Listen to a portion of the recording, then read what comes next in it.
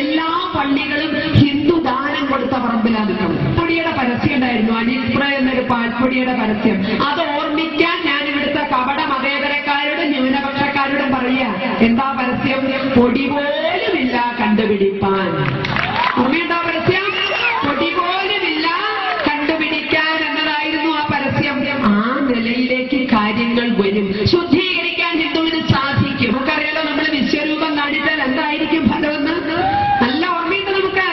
1992 December 6 Mulayam സിംഗിന്റെയും നരസിംഹറാവുവിന്റെയും 7 ചുറ്റി കമ്പിവേണിയും 70 കടന്നുകളും 700 പോലീസും 7000 പട്ടാളവും 70,000 പത്രക്കാരും കാവൽ നിന്നപ്പോ ഹിന്ദു ഒന്നിച്ചൊന്നുണർന്ന ഒരൊറ്റ ഓങ്കാരം മുഴക്കിയപ്പോ തവിട് പൊടിയായ പള്ളിയുടെ കഥ, ഇല്ലാത്ത പള്ളിയുടെ കഥ ഇന്ന് ഞങ്ങളല്ല പാടി നടക്കുന്നത്.